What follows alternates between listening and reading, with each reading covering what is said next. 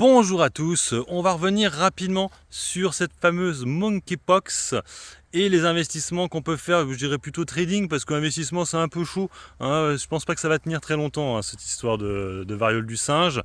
Alors il faut savoir que on a un vaccin dessus, hein, je vous l'ai déjà dit hier je crois, Bavarian Nordic hein, qui le fait.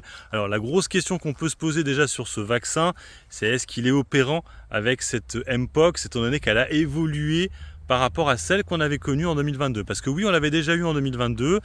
Il faut savoir qu'à l'époque, le gouvernement ciblait principalement la communauté LGBTQIA+, machin, truc bidule chouette, pour la vaccination et aussi les travailleuses du sexe.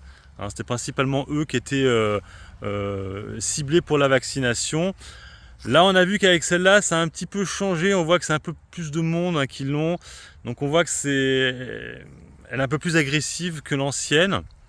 Donc à voir du coup si la vaccination là, de Bavarian Nordic marche toujours aussi bien sur cette variole du pox, variole du singe pardon, qui a un petit peu évolué quand même. Donc bon ça c'est une première question, mais je n'ai pas la réponse. Hein, je n'ai pas la réponse. En tout cas voilà, l'investissement. Alors Bavarian Nordic, j'ai regardé un petit peu les PER, on est sur des PER qui sont à 25, on n'est pas non plus sur des méga PER. Hein. On n'est pas sur des PER qui seraient à 50, 70, 80. Parce que c'est vrai qu'elle a beaucoup monté. On pourrait penser. On est sur des PER. 2025, ils attendent un PER à 23 sur zone bourse. Donc on n'est pas non plus très haut.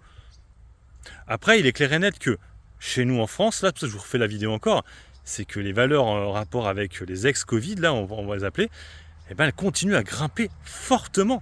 Je pense principalement à Novacite, qui est encore en grosse hausse aujourd'hui. Je pense aussi à l'autre qui est Biocinex, qui s'envole. Mais il y a aussi, encore en plus, Altuve et UV Germi, vous savez, les sociétés là, qui traitaient l'eau, justement, qui avaient beaucoup monté pendant le Covid, et ben, elles aussi aujourd'hui montent fortement. Donc on voit que les traders essayent de jouer ça, hein, de jouer vraiment les valeurs en rapport avec le Covid, parce que pour eux c'est pareil. Pour moi c'est différent vu qu'on a un vaccin. Hein, donc on n'est pas sur le même délire que 2020 en fait. 2020 il n'y avait pas de vaccin. Bon, après le vaccin est arrivé et les valeurs ont commencé un peu à chuter. Donc là en fait on est déjà avec un vaccin. À part si, comme je vous le dis, ils t'annoncent que le vaccin là, de la société là, Bavarian Nordic, n'est pas assez bon. Là par contre on pourra se poser des questions. Là je suis d'accord. Mais sinon en fait tu vaccines la population et puis basta. Tu n'es pas obligé de faire des tests et compagnie. Il y a juste à vacciner. Donc pour moi, je trouve que là c'est un peu... Et là actuellement sur les dossiers que je vous ai donnés, on est quand même sur du FOMO. Hein, c'est-à-dire hors des Bollinger, surachat de la RSI.